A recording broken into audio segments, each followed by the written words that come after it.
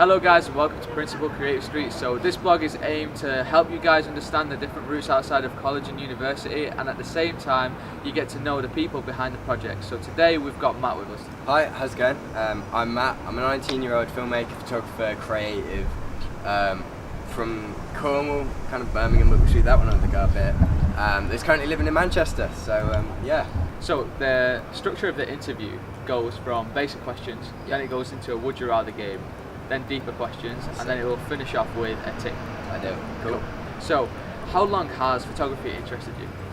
So for me, photography has actually only been part of my life for like a year and a half, coming on to 2 years. I've been a filmmaker since I was 13, but yeah, photography is pretty recent. What's been the best place you've actually been to?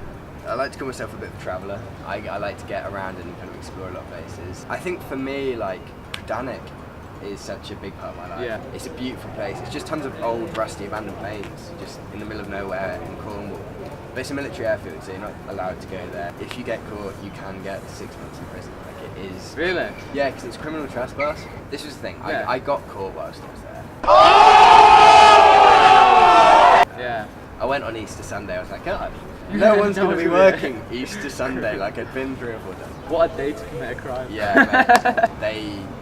To be fair, were really chill with us. If you had to narrow it down to one film genre, what would be your favourite? My favourite film is Wild Child, and I'm kind of not afraid, and I'm not ashamed to say it. I love that film. If I had to narrow it down to one genre, I'd kind of go with like war, comedy mixed together. Okay. How would you describe your music taste?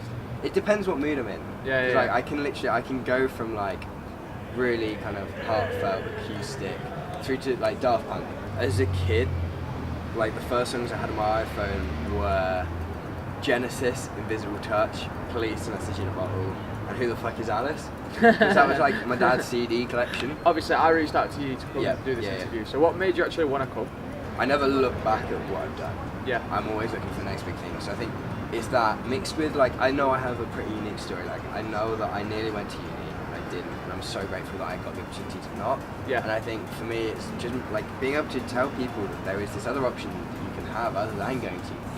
Right, so now we're going to go into the would you rather game, so I'll give you 2 options and you have to choose one. Yep, sick. What would you rather only do, photography or videography?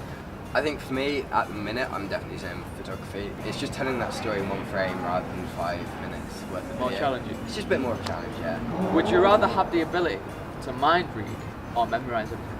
I think like your memories are what makes you you, and your experiences is what makes you you. And like looking at it from that point of view, I would far prefer to be able to remember everything that's happened in my life and made me who I am, and also remember how much people owe me. Like, you owe me 35p from that one time like 6 years ago. So I know that like if I knew what people thought about me, I would just change who I am. Yeah. And I like who I am. So, yeah, I'm gonna choose memory. That's so much better. Would you rather only do street photography or landscape photography? If I had to exclusively choose one, I'd choose street. Would you rather have an average camera with a great lens or a great camera with an average lens?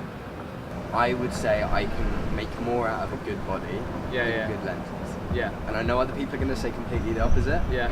But looking at mine, if I had a Rebel T3i, like a small Canon camera with my 70-200, or my 1DX Mark II with a 50mm 1.8 with 100 lens, I would take the 1DX Mark II any day. Would you rather fart loudly in every serious situation or burp every time you kiss someone? I think it's a hard one because like both embarrassing. Both embarrassing. I guess fundamentally, if you're kissing someone, you've kind of got that mutual, I guess, love or whatever. Yeah. And understanding, so they're gonna know that that's a part of you. Yeah. Whereas if you're in like a serious business meeting, you just suddenly like drop kind of like they could be people you've never met before that you're trying to do something really important. Right, so now we're gonna go into the more important questions. Yep. So, what camera do you currently use, and why is it good for you? So I've had a bit of a weird story with cameras because just of who I am as a creative has changed over the last 6 years. So when I was 13, I started my film company, and I started with the biggest camera I could find because I had to look impressive. I had to give that image that I knew what I was doing to my clients. And I was filming dance shows, so I needed 2, so I bought a small little kind of handy cam but professional version. And then I started doing YouTube and vlogs, so I bought a selfie kind of like Canon G7X with a Sony alternative of the RX100 Mark III. And then I was like, right, a year and a half ago, I was like, photography. So I bought a 5D Mark III and a range of lenses. And then a couple months ago I bought a 1DX Mark II. And that's like, that travels everywhere with me, it doesn't leave my side. Like, what camera gear is important to you? I'd kind of split myself into photography and video. So like, my base for photography is my 1DX Mark II and my 35. It's great in low light, it's great for portraits, it's great for landscapes, it's great for street. And then for video, it's pretty much the same, but I'd swap my 35 for my 14, like my 14 all day for video. And I'd also use my glide cam, which is like a non-motorized gimbal. It's just sick, like so stable, so beautiful, and I've like that week I learned the ins and outs of my camera gear so well. So, yeah. Right, so for those that don't know what B-roll is, could you explain what it is? For me, I would define B-roll as like the beautiful, sexy cinematic shots that tell the story. Can you tell us a little bit about Social Chain? Yes, so Social Chain is where I work. It's a social media marketing agency. It's split into two companies, so you've got Social Chain, Media Chain. Social Chain is your marketing agency, Media Chain is the page holders, basically like, you know. Would you describe your biggest struggle so far that you've overcome? I guess my own struggle was really persuading people around me that I was serious about what I do. I think like at school, I did remove myself a lot of the time. So I used to work in theatre at school. And for like the first 5 years of secondary school, like, I'd spend my morning break, my lunch break, and all my spare time in the theatre, like with everyone there working on shows. I completely cut myself off pretty much from my friendship group. And like, I wouldn't be here today without that. But I think for me it was like, I missed out on quite a lot through doing that. When you're shooting a video, how much do you pre-plan the outlook before you shoot? So I've never storyboarded, even for like my A-levels. I think where I am at the minute and the films I've done in the past, I've set myself a challenge. So like, I filmed a video in a plane, it was called The Fly. It was like a 45-second video max. And I got on the plane and I was like, right, I'm going to shoot the video. And I'm going to finish it before I land. And it was an hour flight. It was from Manchester to Cornwall. So I literally boarded the plane, shot the video, edited it, rendered it, landed. For me, that was one of my most standout films because I knew I wanted to create a film. I had to stay in my seat, so I couldn't move out the plane. And I had to have it done by the time I finished. You obviously work at Social Chain. Yeah. Does your main income come from there, or does it come from your freelancing, or? So my main income, without a doubt, is Social Chain. You get your small gigs here and there, which are obviously lovely to have because who doesn't love that? Like a nice bit of money on the side. What's the best project that you've been involved in so far? Are you normal? I've been involved in so many sick projects. It's so hard to pin that down because I feel like I've forgotten a lot of what I've done in the last year because I'm always looking forward. Woohoo!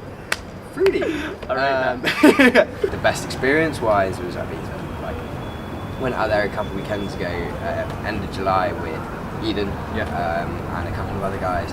And we just went out, we had a sick time, we shot. It was his first time in Ibiza because he's been waiting to go to Ibiza for his first gig. Like, he wouldn't go for I. What's the next step for you as a photographer or videographer? So I think for me it's just like immersing myself as much as I can and then just seeing where I can go with that. Your Instagram page is got over 20,000 followers. So what do you think has been the main thing that's helped your page grow?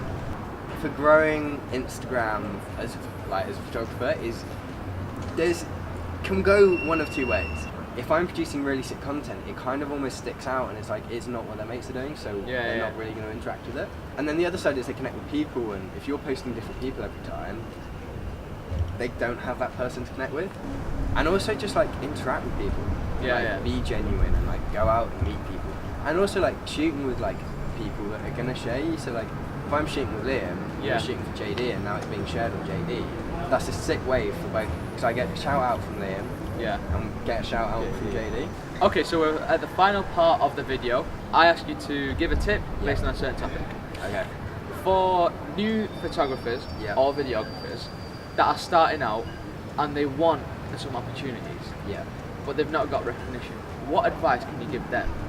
I think, and it was something that I struggled with starting out. Like I got very lucky in that it was a series of very fortunate events that led to me getting clients. But I was still trying to get new clients, and at that point I didn't really have much to go by. And I think for me, don't overvalue yourself at all. I think you don't know what your value is, and you don't know what value you can give to people. Yeah. I think literally go to people and say, look, I'm a filmmaker, I want to make a video about your coffee shop. Yeah. Or I want to take photos for your coffee shop for your use on social media.